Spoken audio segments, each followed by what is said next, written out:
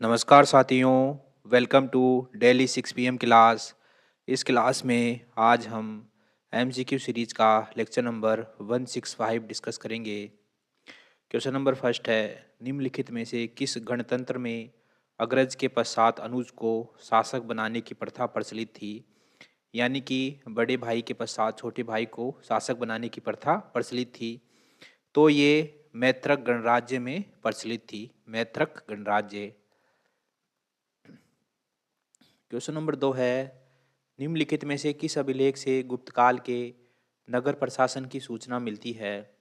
तो ये मिलती है सौराष्ट्र अभिलेख से। सौराष्ट्र अभिलेख से गुप्त काल के नगर प्रशासन की सूचना मिलती है। और दामोदरपुर अभिलेख से गुप्त काल के प्रशासन की सूचना मिलती है, गुप्त काल के प्रशासन की जानकारी मिलती है। जूनागढ़ अभिलेख रुद्रदामन का है। ठीक है। क्वेश्चन नंबर 3 है, निम्नलिखित गुप्तकालीन भूमि माप की इकाइयों को अवरोही क्रम में व्यवस्थित कीजिए। तो एक कुल्यबाप बराबर होता है, एक कुल्यबाप बराबर बराबर होता है 8 द्रोणबाप के, और 8 द्रोणबाप बराबर होता था 32 आठबाप के, 8 बाप के। तो इस प्रकार से पहले आएगा कुल्या बाप, फिर आएगा द्रोण बाप और फिर आएगा 8 बाप, 1 2 3। ठीक है। तो इसमें कुल्या बाप, द्रोण बाप और 8 बाप, तो इसमें बी ऑप्शन हमारा आंसर हो जाएगा। क्वेश्चन नंबर 4 है, समुद्रगुप्त की प्रयाग प्रशस्ति के विषय में निम्नलिखित में से कौन से कथन सत्य हैं? पहला है, यह अभिलेख अशोक के इलाहाबाद स्तंभ पर हरिसेन द्वारा लिखा गया। एकदम सही बात है, एकदम सही बात है कि जो ये अभिलेख है प्रयाग, समुद्रगुप्त की प्रयाग प्रशस्ति, तो ये अशोक के इलाहाबाद स्तंभ अभिलेख पर हरिसेन के द्वारा लिखा गया था। सही बात है। दूसरा है, ये संस्कृत भाषा की चंपू शैली में अंकित है। एकदम सही बात है कि जो ये अभिलेख है ये संस्कृत भाषा की चंपू शैली है उसमें अंकित है।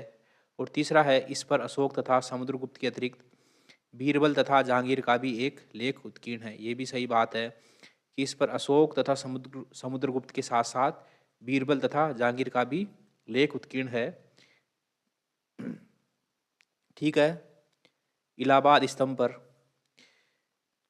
चौथा है, इस अभिलेख का प्रारंभिक भाग पद्य में, माफ करना, गद्य में है।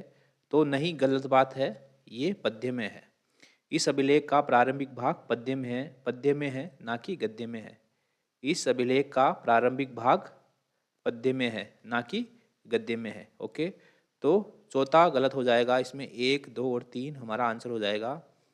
बी ऑप्शन हमारा आंसर हो जाएगा। क्वेश्चन नंबर 5 है, प्राचीन काल में आपद धर्म से क्या तात्पर्य है? तो प्राचीन काल में स्मृति ग्रंथों में ब्राह्मणों को विपरीत परिस्थिति में, जो है विपरीत परिस्थिति के समय अन्य पेशा अपनाने की अनुमति थी। इसको आपद धर्म कहा जाता था। ठीक है।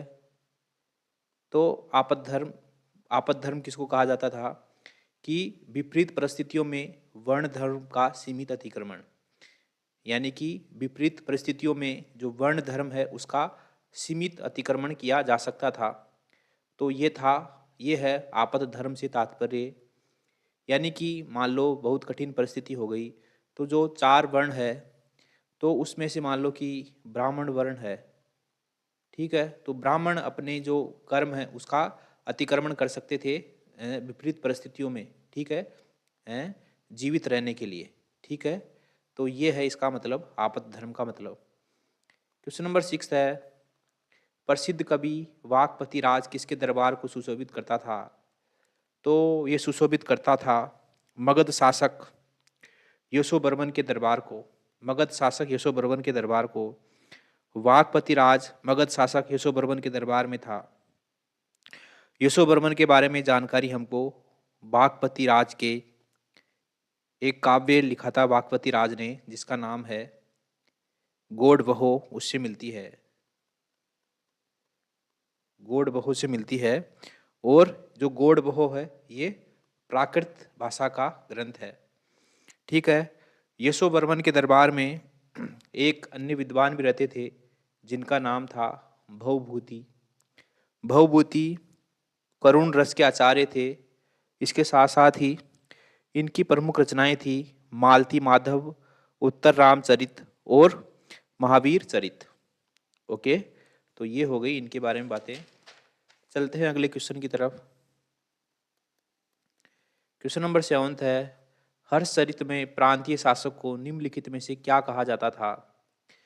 तो हर्षचरित में प्रांतीय शासक को लोकपाल कहा जाता था और हर्ष काल में प्रांतीय शासक को जो है राजस्थानीय कहा जाता था।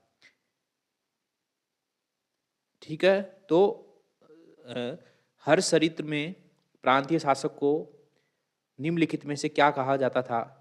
तो जो हर्षचरित है उसमें तो प्रांतीय शासक को लोकपाल कहा गया है, यानी कि हमारा क्वेश्चन का आंसर तो ये होगा।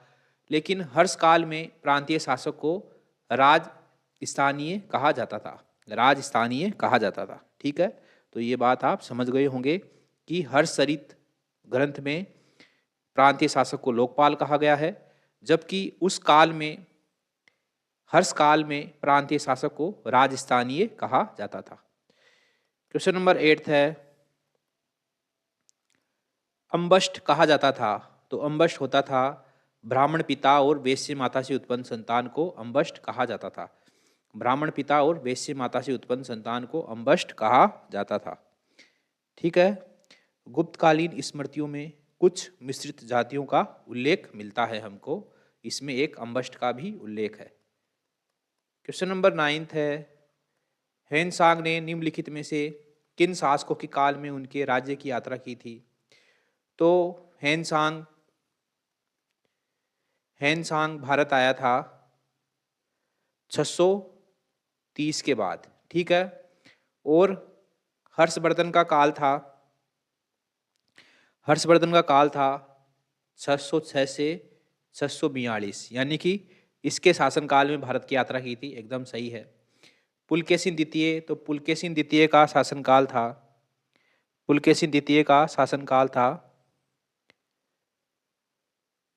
609 से 642। ठीक है, तो इसके शासनकाल में भी भारत आया था। ठीक है, 2 सही है।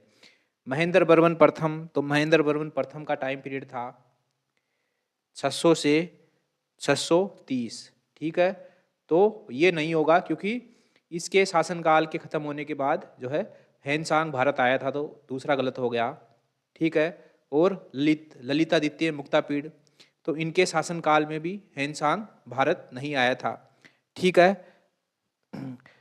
हेनसांग कश्मीर के शासक दुर्लभवर्धन के शासनकाल में भारत आया था। दुर्लभवर्धन। ओके। और जो हेनसांग है वह महेंद्र वर्मन प्रथम की जगह नरसिंह वर्मन प्रथम के शासनकाल में भारत आया था। नरसिंह वर्मन प्रथम, क्योंकि इनका टाइम पीरियड था, शासनकाल था इनका 630 से 668। ठीक है, तो ये महेंद्र वर्मन प्रथम की जगह नरसिंह वर्मन प्रथम के समय भारत आया था। तो इसमें 1 और 3 हमारा आंसर हो जाएगा, ए ऑप्शन हमारा आंसर हो जाएगा। क्वेश्चन नंबर 10 है, निम्नलिखित रचनाकार एवं उनके द्वारा रचित ग्रंथों के संदर्भ में कौन से युग्म सही सुमेलित है? तो ए है श्रीहर्ष की रचना है नेषदीय चरित, एकदम सही है। संध्याकर नंदी की रचना है रामचरित, ये भी सही है। सोमदेव की रचना नल चंपू नहीं है, बल्कि सोमदेव की रचना है यश तिलक चंपू।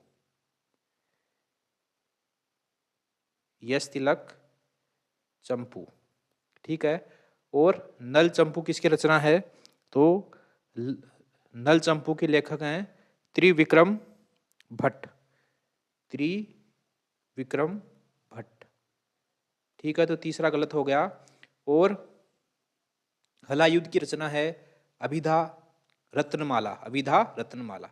ठीक है, तो 1, 2 और 4, 1, 2 और 4 इसमें बी ऑप्शन हमारा आंसर हो गया।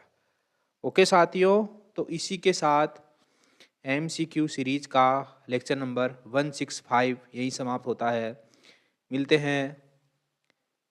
मिलते हैं अगले वाले लेक्चर में। तब तक के लिए थैंक यू वेरी मच।